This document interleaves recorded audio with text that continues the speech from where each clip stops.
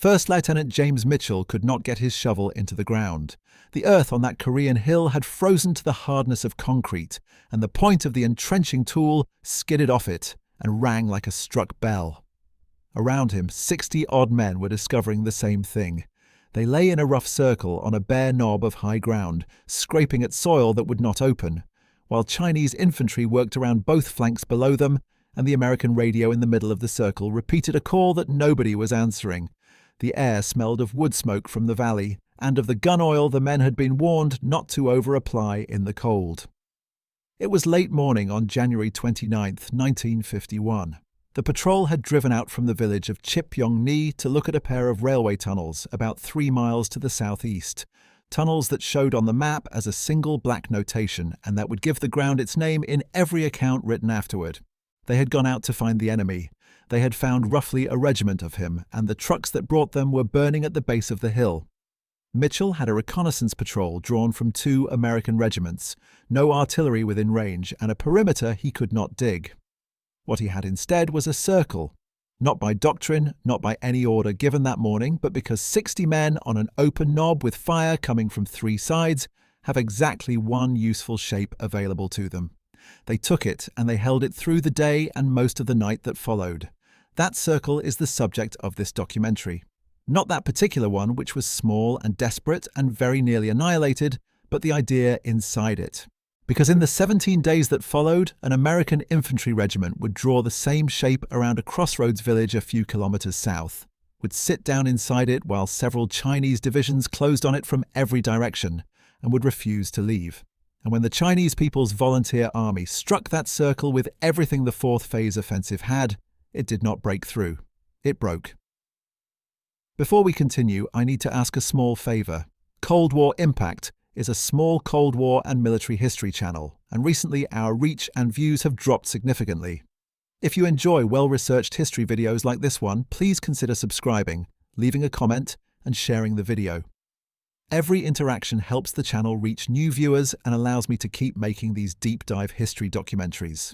Now, back to Korea. For 3 months before that morning, the Chinese People's Volunteer Army had not lost a battle. From the last week of November 1950, when Chinese armies came out of the mountains along the Chongchon River and shattered the United Nations advance toward the Yalu, through the Christmas retreat, through the fall of Seoul in early January, the pattern had held without a single exception. The Chinese would attack at night. They would find the seam between 2 units, push infantry through it in the dark, and set up a roadblock behind the American line. And the American line, discovering its road cut, would abandon its position and try to fight south through the block. Sometimes it succeeded. Sometimes it did not. In either case, the ground was lost, and the pattern repeated the following week, another 20 or 30 kilometers to the south. American soldiers had a word for the result. They called it bugging out, and by the middle of January 1951, it had become a bitter joke and then something worse than a joke, because a joke is not a doctrine, and this had become one. The United Nations Command had lost more than 300 kilometers of ground in 8 weeks. Seoul had fallen for the 2nd time in 7 months. Serious men in Tokyo and in Washington were drafting studies on the evacuation of the entire peninsula. The weapon that finally stopped it was not a new gun. It was not an aircraft or a warhead or a piece of technology of any kind. It was a shape. It was the decision to stand inside a closed circle and let yourself be surrounded on purpose, and to accept everything you need through the sky rather than along a road. The United States Army had done exactly this 6 years earlier in a Belgian town called Bastogne, and the men who ran that defense were still in uniform, and the manuals describing it were still in print. Nobody had forgotten it. It had simply stopped being used because using it required a commander willing to watch his last road close behind him and do nothing about it. To understand why nobody would do that in Korea in the winter of 1951 and why one regiment finally did, we have to go back to a mountain road in North Korea 8 weeks earlier and to the worst day the 2nd Infantry Division ever had. The 2nd Infantry Division was a regular army division with a long lineage and a hard reputation.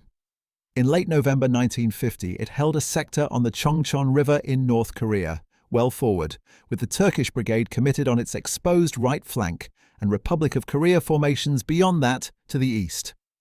On the night of November the 25th, the Chinese 13th Army Group attacked in strength. The Korean divisions on the eastern flank came apart within a day. That opened a hole, and Chinese infantry went through the hole and turned west, and by November 28, the 2nd Infantry Division was fighting in 3 directions at once, with its supply road running south through a valley it no longer controlled. The division was ordered to withdraw to Suncheon. The route ran south from the town of Kunuri through roughly 10 kilometers of narrow valley with high ground on both sides. Chinese infantry had spent the previous night moving onto that high ground. There was another road, a longer one running west through Anju, and it was open, but the order specified the direct route and the division took it. What happened on November 30th in that valley is known in the 2nd Division to this day as the Gauntlet. Vehicle columns entered the pass and were engaged from both ridgelines at ranges of a few hundred meters and less. Machine gun and mortar fire raked the road for its entire length. Drivers were killed at the wheel and their trucks slewed and blocked the column behind them, and the men in those trucks got out and tried to go forward on foot, and the ones who reached the far end reached it without their vehicles, their heavy weapons, or in many cases, their units. Roughly a third of the division was killed, wounded, or missing. Most of its artillery and nearly all of its transport were left in the valley. Regiments came out at battalion strength. One formation did not come out that way. The 23rd Infantry Regiment had been given the rear guard, which is to say, it had been given the job of standing at the northern end of the pass and holding the Chinese off the road while everyone else ran it. Its commander was a colonel named Paul Freeman, a tall, dry, extremely deliberate officer who had been born in the Philippines, graduated from West Point in 1929, and served with the 15th Infantry at Tientsin in China in the mid-1930s. Freeman fought the rear guard through the day. Then, with the division clear and the direct road now a slaughterhouse, he did something the order did not contemplate. He fired off the artillery ammunition his supporting battalion could not carry in a single sustained serial that emptied the trails and then took his regiment out the western road through Anju. The 23rd came through largely intact. Because it took the western road, it brought out its men, its guns, and its transport substantially whole, while the divisional artillery that ran the gauntlet was destroyed along it. It arrived south of the Chongchon with something that would matter more than any of that, which was the specific and unforgettable knowledge of what a road looks like when a unit tries to run down it. Every soldier in that regiment had now seen the arithmetic firsthand. When you hold your ground, the enemy has to come to you across open sights. When you get into trucks and drive, you hand him the ambush, and you hand him your dead. The lesson was neither subtle nor new. What made it real was that the 23rd Infantry had watched the alternative from close enough to smell it. But the army as a whole drew no such conclusion in December 1950. The retreat continued, and the reason it continued was not stupidity and not cowardice. It was that the enemy the United Nations was facing had constructed a way of war specifically designed to make retreat feel like the only rational option, and for 3 months it had been right. The Chinese People's Volunteer Army in Korea was commanded by Peng Dehuai, a peasant-born soldier of enormous personal toughness who had spent more than 20 years fighting warlords, the Japanese and the Chinese nationalists, and who had commanded the defense of Yan'an. He was not an amateur, and neither were his armies. The formations that entered Korea in October 1950 were veterans of the Chinese Civil War, which had concluded barely a year earlier, and their leadership had spent 2 decades learning how a poorly equipped force defeats a rich one. Their answer was built around 3 ideas, and all 3 of them worked. The first was darkness. Chinese units moved and attacked at night, because at night American air power could not find them. Divisions crossed 30 kilometers of open valley in a single night's march and lay concealed through the following day under brush, in villages, in culverts, with fires forbidden and men punished for showing movement. American reconnaissance flew over ground holding an entire army and reported it empty. This was not luck. It was a march discipline of a severity that Western armies at the time found difficult to credit. The second was infiltration. Chinese assault doctrine did not favor a broad frontal push against a prepared position. It favored finding the gap, and there was always a gap because United Nations units in Korea held frontages far wider than their manuals allowed and tied into each other through valleys nobody had the men to occupy. Small units went through those gaps in the dark, moved to the rear, and cut the road. Then the position in front, which had not been seriously attacked, discovered that it was surrounded, and the surrounded unit did what surrounded units in that winter always did. The third was the short, violent assault at the seam of a defended line, delivered by companies rather than regiments, rolling from foxhole to foxhole with grenades and satchel charges, and long poles with blocks of explosive lashed to the end. Bugles and whistles carried the orders because radios were scarce. The sound of them in the dark did as much work as the explosives, and the Chinese knew it.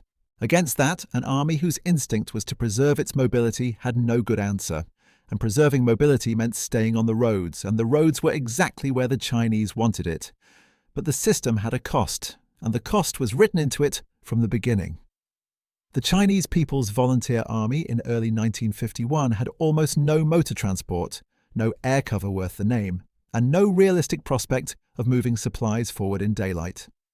Its ammunition and its food came south on the backs of porters and pack animals over mountain tracks at night under interdiction. A Chinese soldier went into an offensive carrying what he could carry, and what he could carry lasted about a week. That was the whole clock. Chinese offensives in Korea characteristically ran hard for about a week, and then culminated not because the enemy had beaten it, but because the men in the leading regiments had run out of rice and bullets and had to be halted while the porters caught up. American commanders had noticed this. Matthew Ridgway, who took command of the 8th Army on December the 26th, 1950, understood it precisely and understood what it implied. An offensive with a 1-week fuel supply cannot afford to spend 3 days reducing a strongpoint. It has to flow around obstacles and keep moving, and it depends absolutely on the obstacle deciding to leave. Which brings us to the assumption. The entire Chinese method rested on a single proposition, stated plainly in their own planning and confirmed by 3 months of evidence. It was this: when you cut an American unit's road, that unit will withdraw. Everything followed from that sentence. The night marches, the infiltration, the roadblock, the unbroken run of victories from the Chongchon to the Han. And in the second week of February 1951, a regiment of American and French infantry would sit down on a crossroads in the middle of a Chinese offensive and turn that sentence into the most expensive mistake of the war. Matthew Ridgway arrived in Korea to take the 8th Army on December the 26th, 1950. His predecessor, General Walton Walker, had been killed in a road accident north of Seoul 3 days earlier. Ridgway had commanded the 82nd Airborne Division in Sicily and Normandy and the 18th Airborne Corps in the Ardennes, which meant that when he thought about a unit fighting while surrounded, he was not thinking about it theoretically. What he found when he visited the front in his first week appalled him. Units were roadbound. Commanders could not tell him where the enemy was because they were not patrolling to find out. Staffs at every level had contingency plans for withdrawal drawn up in detail and nothing comparable for attack. He is reported to have relieved his own operations officer over a set of retreat plans. Whatever the precise sequence, the message went through the army within days, and it was blunt. There would be no more automatic withdrawals. Units would find the enemy by patrolling aggressively. They would hold key terrain, and they would stop measuring success in ground taken because ground in Korea had proven worthless, and start measuring it in enemy killed. That last point is worth sitting with because it is the pivot of the whole campaign. Ridgway's operations that winter and spring carried names that were deliberately unlovely. Thunderbolt, Killer, Ripper. He was not trying to capture Pyongyang. He was trying to make contact with Chinese formations under conditions where American artillery and American air power could be brought to bear on them, and then to destroy those formations. The Chinese method depended on avoiding exactly that kind of engagement. Ridgway's method was designed to force it, but a doctrine is a piece of paper until a unit executes it, and the first place it was executed properly was the ground where Mitchell's patrol had been trapped. That patrol had survived, barely. Fighting on the frozen knob went on for hours. The men could not dig, so they built low walls of whatever the hill offered and lay behind them. An observation pilot circling overhead saw what was happening and brought airstrikes down onto the slopes through the afternoon, and that was what kept the position alive until a motorized infantry company reached the hill at about 3:30 in the morning on January 30. The Army's official history gives the cost precisely. Out of a total strength of 60, the patrol lost 13 dead, 30 wounded, and 5 missing. A captain named Melvin Stye, who had attached himself to the patrol rather than turn back, went forward toward the village of Sinchon before the trap closed and was never seen again by American forces. The men who came off that hill came off it having been surrounded for the better part of a day and a night, and not overrun. Freeman drew the obvious conclusion. If a Chinese regiment was sitting on the twin tunnels in that strength, it was there for a reason, and the reason was the road and rail junction behind it. He brought the 23rd Regimental Combat Team forward in force. Attached to the regiment was a unit that is essential to this story, and that is routinely underweighted in the American telling of it. The French Battalion, formerly the French Battalion of the United Nations Organization, had arrived in Korea in late November 1950. It was a volunteer formation of a little over 1,000 men, drawn from across the French armed forces and from civilian life, and it was commanded by a lieutenant colonel named Ralph Monclar. Monclar was not really a lieutenant colonel, and Monclar was not really his name. He had been born Raoul Charles Magrin-Verneret in Budapest in 1892, entered Saint-Cyr in 1912, and spent the First World War being wounded 7 times and collecting 11 citations. He joined the Foreign Legion.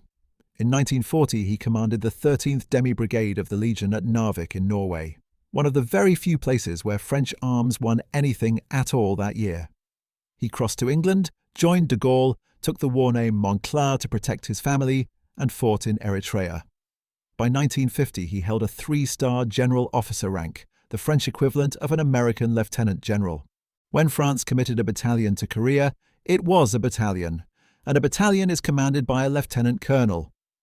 Monclar, who turned 59 in the week between the Twin Tunnels and Chipyong-ni, walked with a cane, wore a monocle, and had been assessed at something close to 90% disabled by his accumulated wounds, requested a voluntary reduction of 4 grades in order to command it. He got it. His men went on calling him the general for the rest of the war, and the American colonel he reported to found himself with a subordinate who had been a lieutenant general 4 months earlier. The 23rd Infantry and the French Battalion took the Twin Tunnels ground on February 1 and 2, 1951 against the 125th Division of the Chinese 42nd Army, which attacked with its 373rd, 374th and 375th Regiments.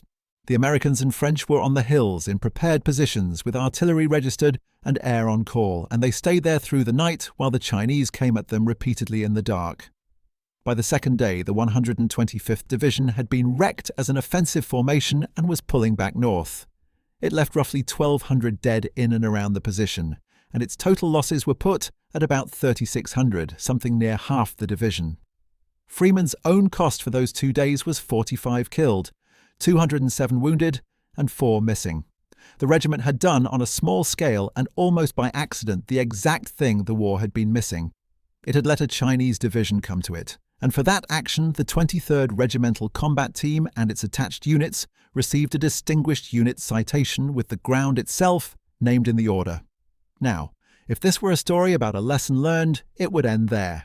It does not, and the reason is that the United Nations Command as a whole had not learned it, and 11 days later that fact cost a great many lives in a valley 20 kilometers to the east. On February 11, 1951, the Chinese opened their 4th phase offensive. The main effort was not aimed at the American regiment sitting on the Chipyong-ni crossroads. It was aimed at the Republic of Korea 8th Division, holding the line north of the town of Hoangsong. That choice was deliberate, and it was made at high level. Chinese commanders discussed which target to strike first, and the decision associated with Deng Hua, the senior deputy directing the operation, was to hit the weaker Korean formation, break the line there, and expect the Americans on the exposed flank to do what Americans in Korea had always done, which was fall back once their flank was gone. The 8th Division was attacked at night by 3 Chinese divisions and came apart in hours. What followed on the road south from Hoangsong is one of the least discussed disasters of the Korean War.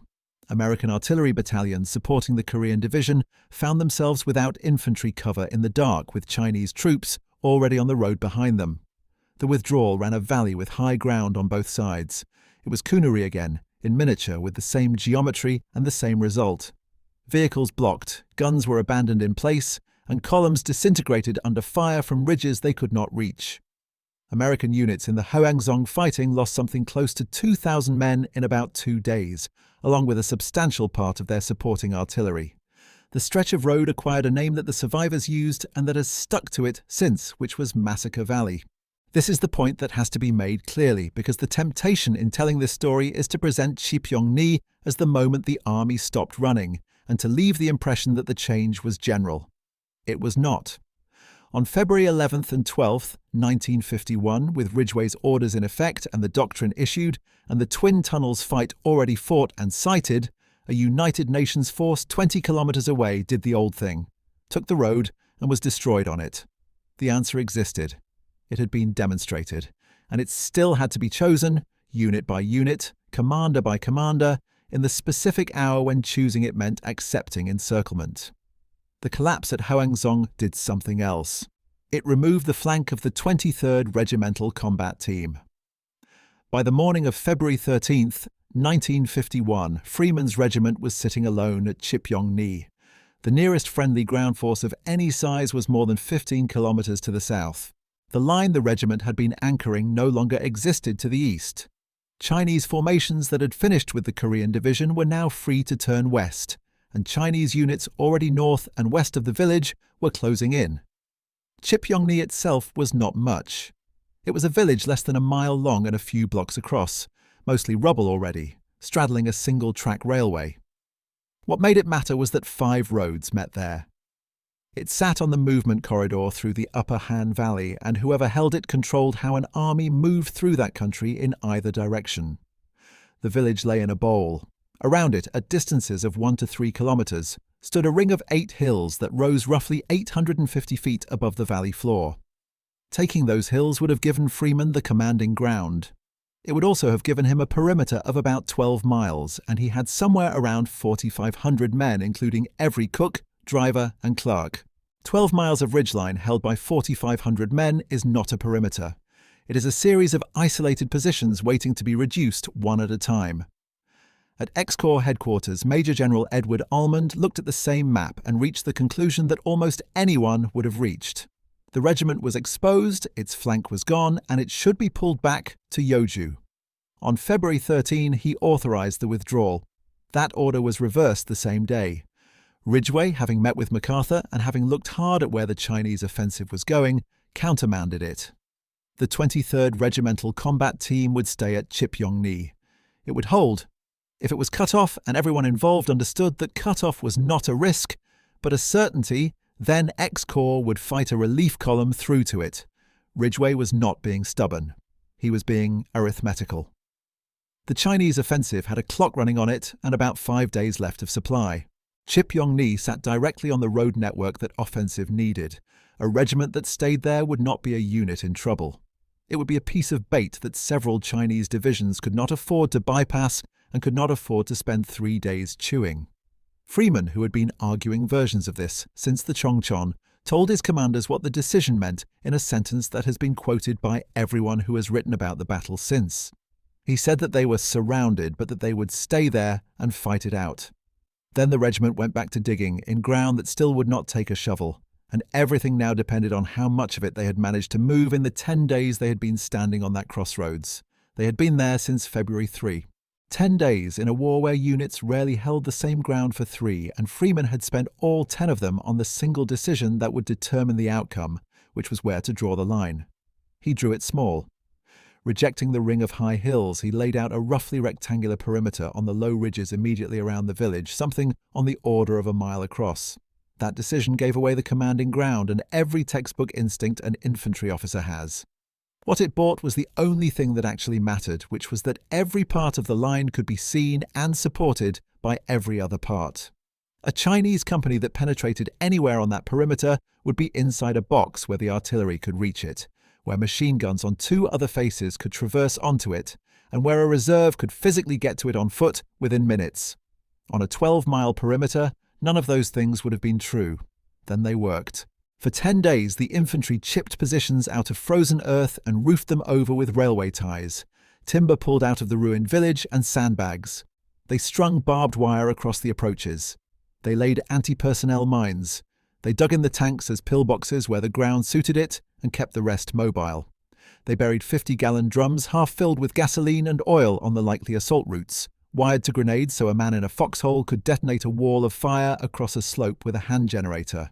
And every mortar and every howitzer in the perimeter registered its fire, which meant that gunners fired ranging rounds onto every draw, saddle, and approach an attacker might use, wrote the data down, and could thereafter put steel on that exact spot in the dark in under a minute without seeing it. The units inside the circle on the morning of February 13 were these. On the north face, the 1st Battalion of the 23rd Infantry under Lieutenant Colonel George Russell. On the east, the 3rd Battalion under Lieutenant Colonel Charles Kane. On the south, the 2nd Battalion under Lieutenant Colonel James Edwards. On the west, the French Battalion under Monclar.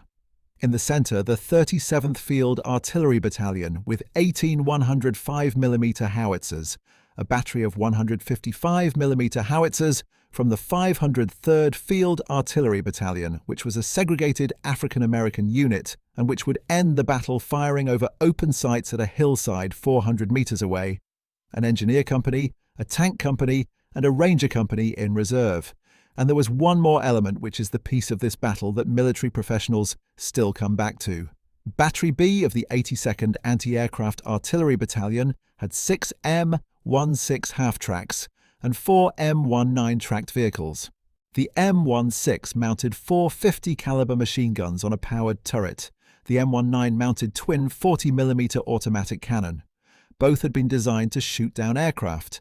There were no Chinese aircraft. Freeman had already seen what those weapons did to infantry on a hillside during the fighting between Wonju and the Twin Tunnels, and he cited them not to look at the sky but to look flat along the slopes in front of his rifle companies. Now the arithmetic, because this is what the two nights actually came down to. A Chinese assault regiment attacking a dug in position at night had to cross the last 200 metres on foot, in the open, in the dark, generally in company-sized rushes. Its supporting fire was mortars and a small number of larger mortars, and it had no artillery of consequence within range and no armour at all.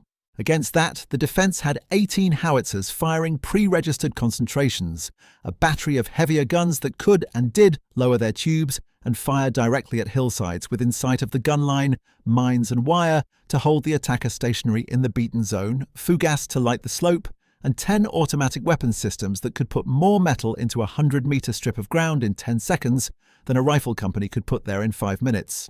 And in daylight, the arithmetic got worse for the attacker. Air Force jets, Marine Corsairs and Navy aircraft flew close support over the perimeter with bombs, rockets, strafing runs and napalm. Any Chinese unit still on an exposed slope at dawn was not going to be a unit by noon, which is precisely why the Chinese attacked only at night and why every hour of darkness had a hard edge on it, and why the whole battle would be decided in 2 windows of about 10 hours each, so the engagement was not even. It was massively unbalanced in favour of the defence, and it would work on 3 conditions. The first was that the ammunition had to hold, and it would not, because a perimeter that fights all night at that intensity burns through its stock in a night, and the road was closed. The second was that the line had to hold everywhere because a circle has no depth. There is no second position to fall back to. A penetration anywhere is a penetration into the artillery park and the aid station. The third was that the men had to believe it would work at 3 in the morning, in the cold, with bugles in the dark on 3 sides, having watched what happened at Hongzong 2 days earlier. The Chinese, for their part, were operating on their own arithmetic, and it was wrong. Their intelligence estimated that Chipyong-ni was held by something like 1,000 men. It was held by 4 times that, and this is where the historical record forks in a way that this documentary is going to lay out, rather than paper over. The standard Western account, the one that appears in most American histories, has the equivalent of 5 Chinese divisions and something on the order of 25,000 men committed against the perimeter, drawn from the 39th, 40th and 42nd Armies. Chinese sources give a very different picture.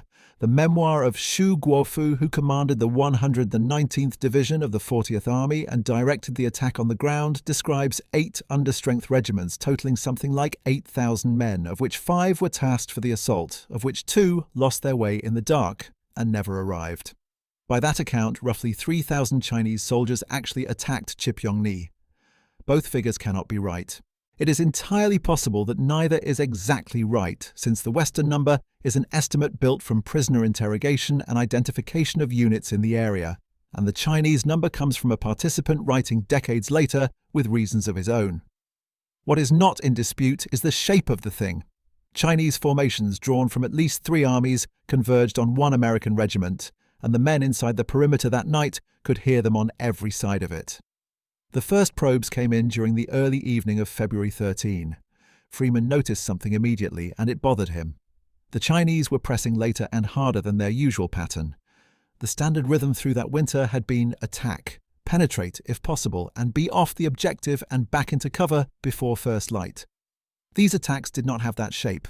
They had the shape of a formation that intended to finish the job before dawn, regardless of cost. There was one other detail from that evening that everyone who wrote about the battle remembered. On the western face, the French were out of their holes.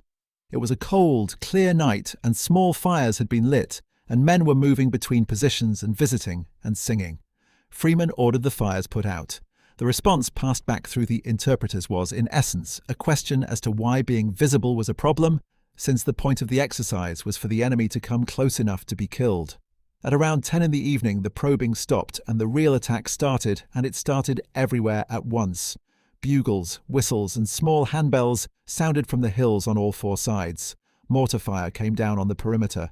Chinese infantry came through the wire in company rushes on the north, the west, and the south. And for the next several hours, the fighting was a series of separate small battles at the wire, each one lasting minutes and ending with the assault broken or the position lost and immediately counterattacked. The pre-registered artillery did exactly what 10 days of ranging had promised. Fire came down on approaches within a minute of being called, in the dark, accurately.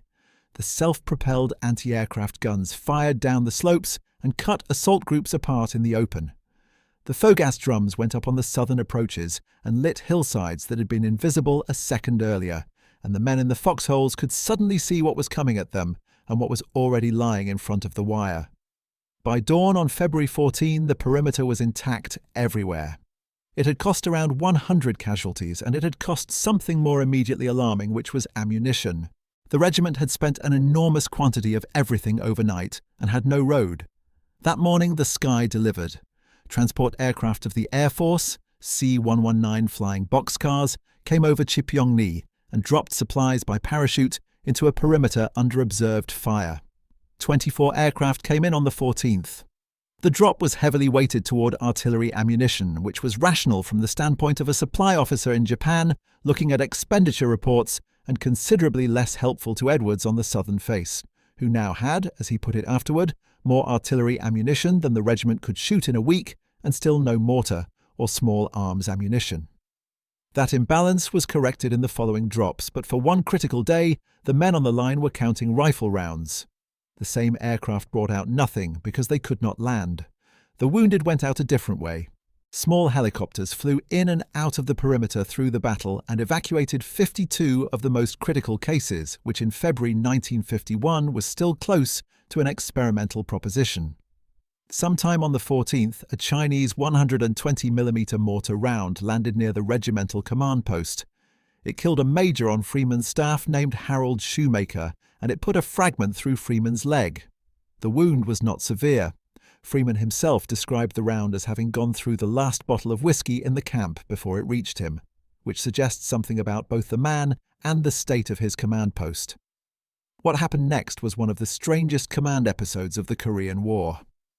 Almond, informed that the regimental commander had been wounded, ordered him relieved and evacuated, and sent forward his own chief of staff, Lieutenant Colonel John Chills, to take the regiment. He did this without consulting the 2nd Infantry Division commander, in whose division the regiment sat. Freeman's officers were furious. Freeman refused to leave while the outcome of the battle was undecided and stayed. Chillies was present in the perimeter, and the two men handled it between them without a public rupture, and Freeman finally went out by helicopter around the middle of the day on February 15th, after the crisis had passed. He never held a combat command again in that war. He would end his career 16 years later as a 4-star general. But on the night of February 14th, none of that mattered because the second night was about to start, and it was going to be worse than the first. The southern face of the perimeter belonged to Lieutenant Colonel James Edwards and his 2nd Battalion, and the weakest ground on that face belonged to Company G. The company was commanded by Lieutenant Thomas Heath. Its critical position, a low hill at the shoulder of the line where the ground fell away toward the Chinese approaches, was held by the 3rd Platoon under 2nd Lieutenant Paul McGee with his platoon sergeant, Sergeant Bill Klutz. That hill does not have a Korean name in the American accounts. It is called McGee Hill, and it has been called that since about 4 in the morning on February 15th, 1951. The attack on the southern face began after dark on the 14th, and it did not stop. This was no longer probing. Chinese assault groups came up the slope in successive waves, and when the waves stalled at the wire, the men behind them came through the same gaps. The pattern of the fighting on that hill, reconstructed afterward from the survivors, was as close to hand as modern infantry combat gets.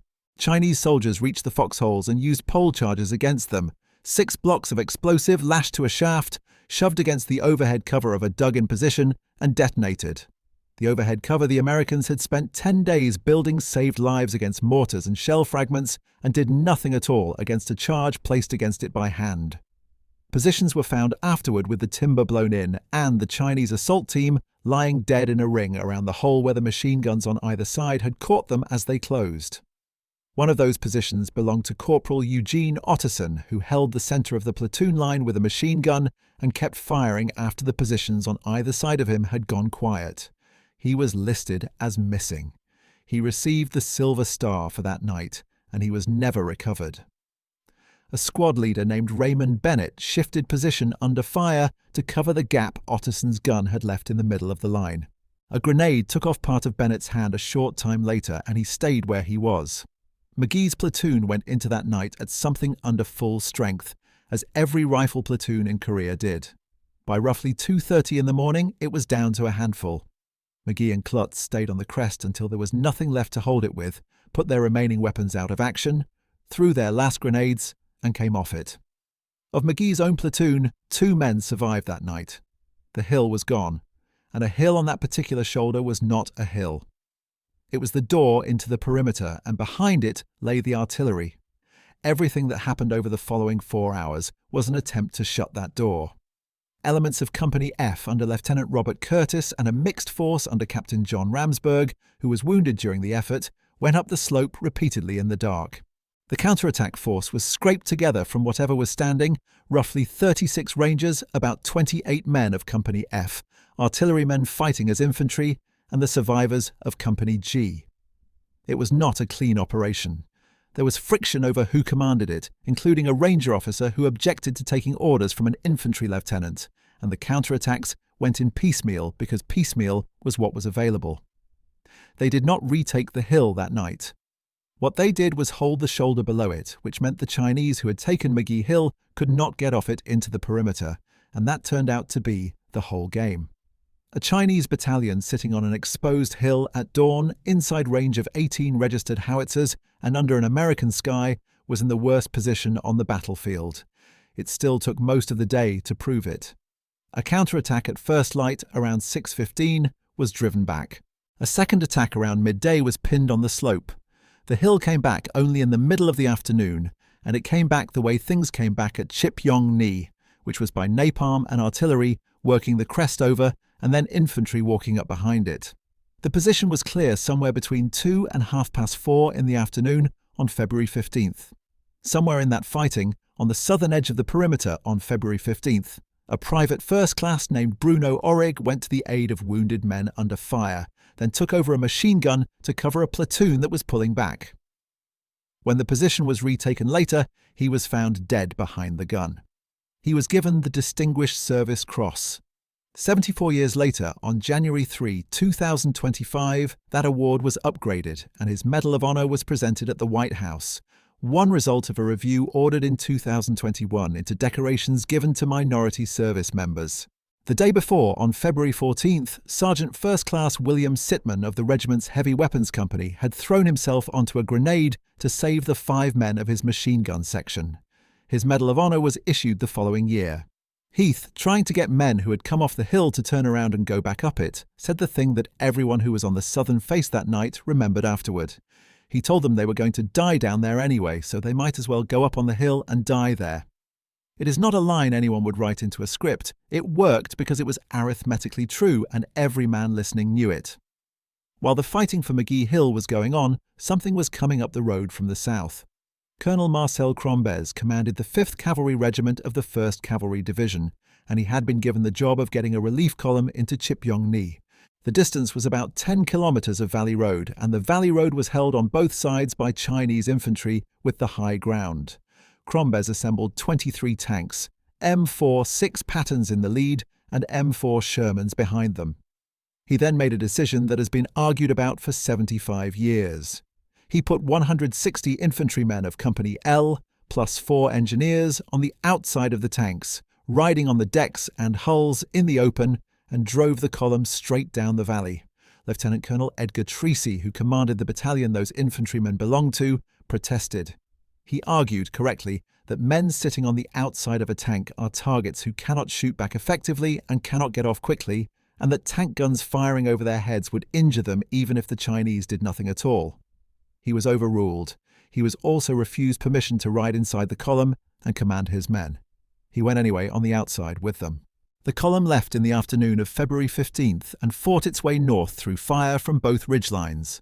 At a deep cut in the road below one of the hills, the lead tank was hit. One tank was destroyed by a captured American rocket launcher, and its commander, a captain named Johnny Hires, was killed. The tanks kept moving because stopping was worse than continuing. The riders on the outside were swept off by machine gun fire, by mortar fragments, and by the muzzle blast of the tank's own guns. Of the 164 men who started the ride, 23 were still aboard when the column reached the perimeter at about 5 in the evening, and 13 of those were wounded. Company L lost around 70 men in 10 kilometers. Treacy was last seen helping wounded men who had fallen off. He was captured. He died in captivity in the spring of 1951 of malnutrition. The exact date was never established, and his remains were never returned. Crombez received the Distinguished Service Cross for the operation. The relief of Chipyong-ni is in the official histories as a success, and by the strict measure of whether armor reached the perimeter, it was one. It is also studied at American staff colleges as a case in what a commander owes the people he is spending, and Crombez's reputation never recovered from it among the officers of the battalion whose company he put on the outside of the tanks. Treacy's family and the men of his battalion petitioned for a Medal of Honor for him. It was never awarded.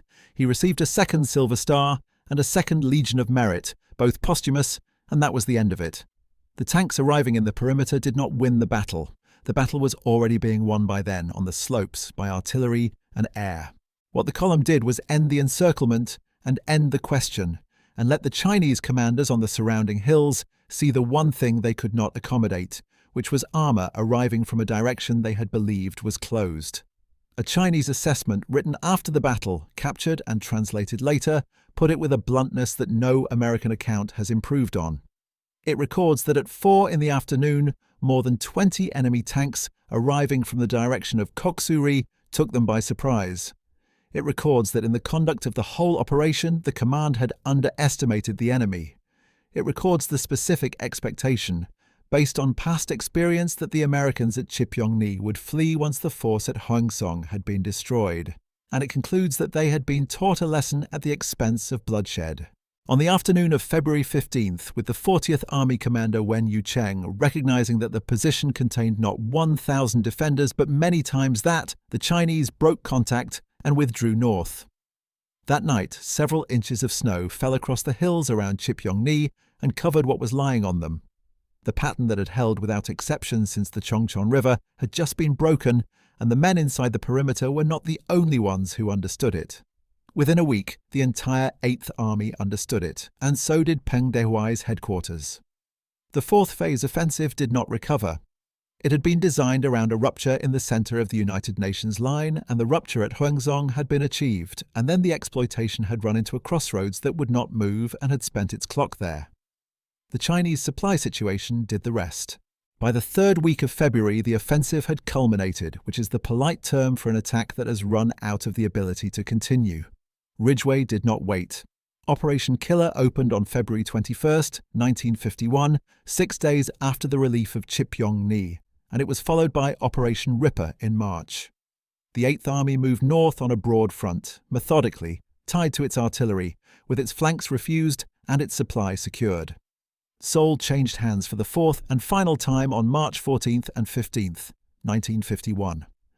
By the end of the month, United Nations forces were back at the 38th parallel, and the front would spend the remaining 2 years and 4 months of the war grinding back and forth within roughly 25 kilometers of where it stood in April. Nobody would ever again ask whether the Chinese People's Volunteer Army could be stopped in the field. That question had been answered at a rubble crossroads by one regiment, one attached battalion of French volunteers, and a decision to draw a small circle and stay inside it. The accounting took longer than the battle, and parts of it are still open.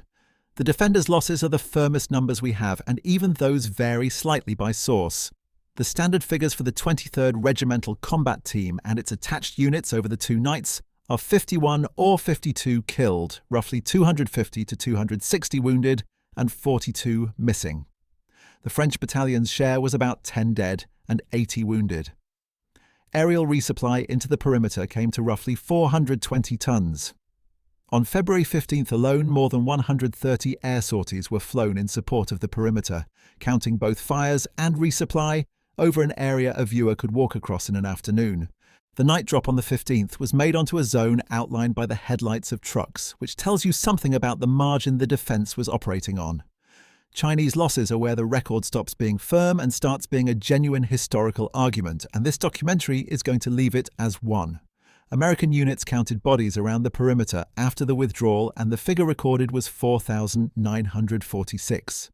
Estimates built on that count and on prisoner statements typically put Chinese losses in the range of 2,000 killed and 3,000 wounded. Xu Guofu, writing from the other side, put the losses of the 3 regiments he says actually attacked at roughly 900 casualties, of which about a third were dead. The gap between those 2 accounts is enormous, and it cannot be closed by splitting the difference. Body counts taken by the side that held the field are notoriously generous, particularly in snow and particularly when the counting unit has an interest in the total. Participant memoirs written decades later by the losing commander are subject to a different and equally powerful set of pressures. Both figures are evidence. Neither is a fact. What is a fact is that Chinese formations from at least 3 armies broke off an attack they had orders to complete, and that no Chinese unit attempted to retake that crossroads. The recognition, when it came, was unusually generous by American standards. The 23rd Regimental Combat Team and every unit attached to it received the Distinguished Unit Citation for Chipyong-ni, on top of the one already awarded for the twin tunnels. That included the artillery, the engineers, the anti-aircraft battery, the tankers, the Rangers, and the French. Over the course of the war, the French Battalion accumulated 5 citations to the Order of the Army from its own government, 3 American Distinguished Unit Citations, 2 Korean Presidential Unit Citations, and the French Fourragère in the colours of the Médaille Militaire, which for a single volunteer battalion is close to unprecedented. Ridgway himself made the case in the most public forum available to him. Addressing a joint session of the United States Congress on May 22, 1952, he singled out the 23rd Infantry and the French Battalion by name, and his wording is worth keeping exactly as he said it. Twice isolated far in advance of the general battle line. Twice completely surrounded in a near-zero weather. He said they had repelled repeated assaults by day and night by vastly superior numbers of Chinese infantry, and said that those American fighting men and their French comrades in arms had measured up to the battle conduct of the finest troops either nation had produced in its national existence. Coming from a man who had commanded a division at Normandy, that is not a routine compliment. It is worth saying a word here about how this battle is known, because it is one of the more heavily documented small actions of the 20th century, and not all of the documentation is equally good. Much of the early narrative came from S.L.A. Marshall, the Army historian who conducted group interviews with the surviving units. Marshall's method captured detail that would otherwise have been lost, and a great deal of what we know about the platoon-level fighting on the southern face traces back to those sessions. Marshall's broader statistical claims, particularly his famous assertions about what proportion of infantrymen fired their weapons in combat, were examined in 1988 by the historian Roger Spiller and found to have no supporting basis in Marshall's own notes. That does not invalidate the interviews. It does mean that where his account of Chipyong-ni is not corroborated by unit records or by the official histories, it should be read with care, and that is how it has been read here. As for the men, Paul Freeman went home, recovered and rose steadily. He commanded United States Army Europe and Central Army Group, received his 4th star in 1962, and retired in 1967.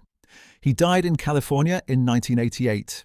He did not spend the intervening decades promoting the battle. Ralph Monclar returned to France in 1951. In 1962, he was appointed Governor of the Invalides in Paris, the ceremonial post that France reserves for a soldier it wishes to honour without giving him anything else to do, and he died in office on June 3, 1964. He is buried in the vault of the governors beneath the church of Saint-Louis des Invalides, under the rank he gave up rather than the one he held at Chipyong-ni. Paul McGee and Bill Klutz each received the Silver Star for the hill that carries McGee's name, and neither became a public figure. Edgar Treacy is on no monument at Chipyong-ni. Eugene Otterson was never found. 75 years on, the lines of descent from that crossroads are unusually direct, and this is the part that most retellings leave out. The 23rd Infantry Regiment still exists. The 1st Battalion of the 23rd Infantry serves in a striker brigade at Joint Base Lewis McChord in Washington State, though the parentage has shifted. In a reorganization completed in 2024, the striker brigades formerly carried by the 2nd Infantry Division were reflagged under the 7th Infantry Division, and the 2nd no longer holds brigade combat teams of its own. What it does still hold is Korea. Its headquarters sits at Camp Humphreys, south of Seoul, and the headquarters building there was dedicated on November 20, 2018 as Freeman Hall. The French Battalion was not disbanded when Korea ended. It went to Indochina in 1953 as the Korea Regiment and formed the core of a mobile group that was destroyed in the Central Highlands the following year.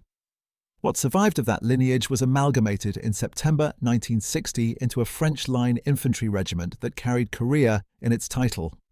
In the 15th arrondissement of Paris, there is a square named for General Monclar. 3,421 French volunteers served in Korea, and 287 of them died there. 44 are buried at the United Nations Memorial Cemetery in Busan, which is the only United Nations cemetery of its kind anywhere in the world. The battlefield itself is a village again. Chipyong-ni is spelled Jipyong-ri now in the modern romanization, roughly 60 kilometers east of Seoul.